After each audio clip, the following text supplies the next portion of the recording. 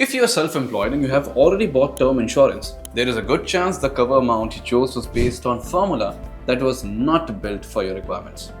The standard approach used by many calculators in India starts with your annual salary, multiplies it by 10 and gives you a number.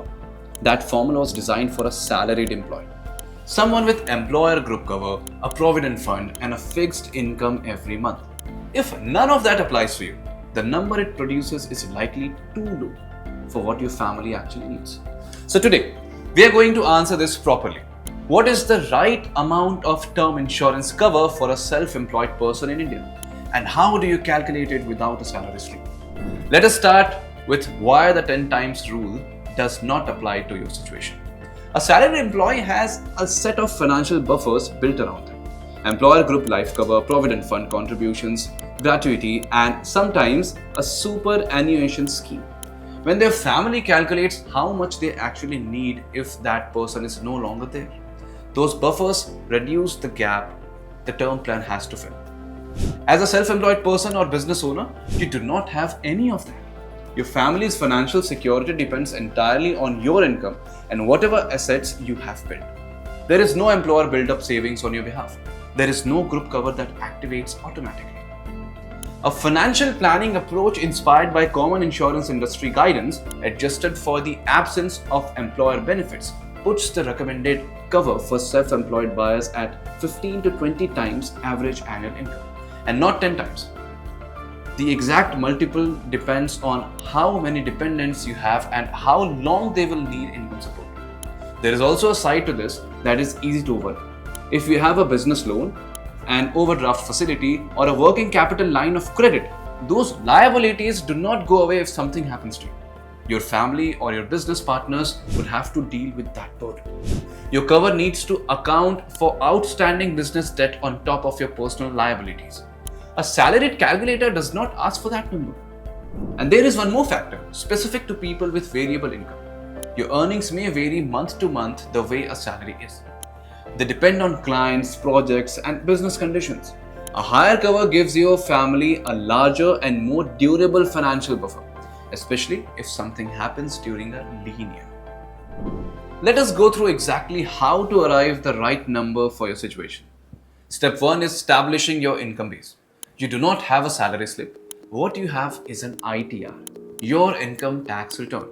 Use your average net income from the last 2 or 3 years of filed and processed ITRs as your starting point. Add up your net income across those years and divide by the number of years. That average is what insurers will use to assess how much cover you qualify for. And it is the right base for your own calculation. One important thing to be aware of here: if your declared income in your ITR is significantly lower than what you actually earn, your cover will be calculated on the declared figure. Say you invoice rupees 15 lakh a year, but your ITR shows rupees 6 lakh. An insurer applying a 20 times multiplier will offer cover of rupees 1.2 crore, not rupees 3 crore. Saving on tax today by declaring a lower income can mean your family ends up with far less cover than they actually need. If you are planning to buy a high value term plan, it is worth reviewing your ITR figures with that in mind. Step 2 is applying the right cover formula for your situation. The standard DIME framework, which stands for debt, income replacement, mortgage and education, is a good starting point. For self-employed buyers, you extend it to include your business liabilities as well. D's for debt. Add all personal liabilities, your home loan balance, car loan, personal loans, then add your business liabilities, any business loans outstanding, overdraft balances and any personal guarantees you have given on borrowings. I is for income replacement. Take your average ITR income and multiply it by 15 to 20, depending on how many people depend on you and for how long. M is for a major planned goal, any large expense your family is counting on you for. A property purchase, a milestone for a child, or care for an elderly parent. E is for education, the estimated cost of your children's education through to completion, accounting for the fact that education costs in India have been rising at roughly 10 to 12% a year. Let us run through a worked example. Say you are a 31-year-old freelance designer based in Bengaluru. Your average net income across last 3 ITRs is rupees 14 lakhs per year. You have a home loan balance of rupees 35 lakh and a small business loan of rupees 8 lakh. You have one child who is currently 4 years old. Income replacement at 18 times, rupees 2.52 crores. Home loan, rupees 35 lakh. Business loan, rupees 8 lakh. Child's education through to graduation, rupees 30 lakh. Total approximately rupees 3.25 crores. You will require somewhere around 3 crore or more. A standard 10 times salaried calculator would not have accounted for the business loan or the higher income multiplier, and the number it produced would not have been enough. One more thing on this, your cover needs to change over time. A policy bought at rupees 1.5 crore when you were earning rupees 8 lakh a year is no longer enough when you are earning rupees 20 lakh with additional business liabilities. Review your cover every time you take a new loan or your income grows significantly. To start with, yes, you can buy term insurance as a self-employed person without a salary slip. Your income proof is your ITR. Insurers use ITR based income as the income proof for self-employed applicants. The standard requirement is 2 to 3 consecutive years of filed and processed ITRs, along with bank statements showing regular credits that are consistent with your declared income. The documents you will need are straightforward. For identity and age proof, your PAN card, Aadhaar or passport. For income proof, ITR for last 2 or 3 years, and bank statements for the last 6 to 12 months. Business owners may also be asked for a business registration certificate, a profit and loss statement, and a balance sheet.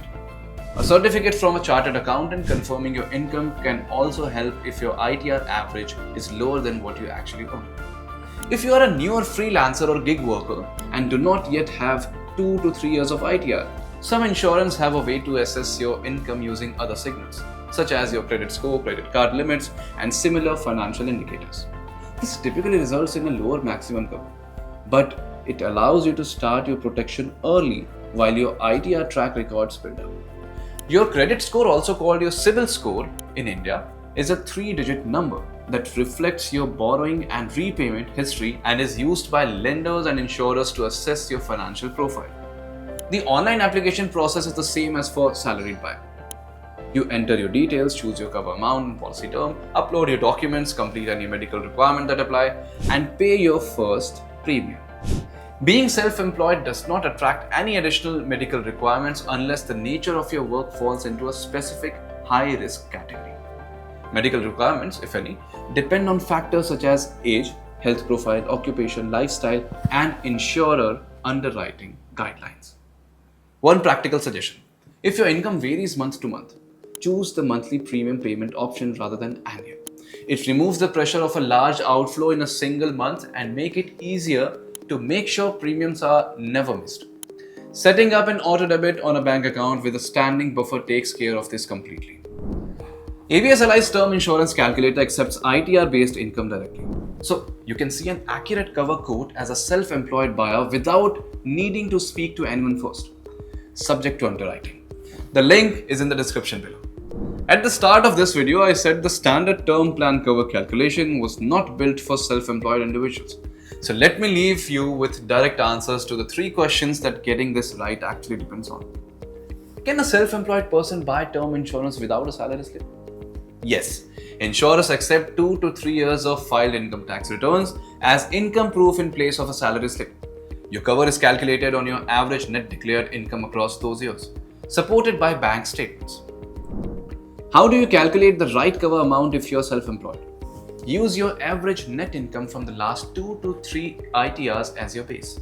Apply a 15 to 20 times multiplier instead of the standard 10 times used for salaried buyers, and add all outstanding debt on top, including business loans, not just personal liabilities. What documents do you need to apply online? PAN or Aadhaar for identity, ITRs for the last 2 to 3 years, and the bank statements for the last 6 to 12 months.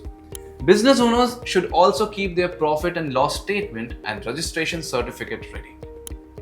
If you are self-employed, freelancing, or running your own business, and you have been putting off term insurance because the standard guides did not seem to apply to your situation, I hope this has cleared the path.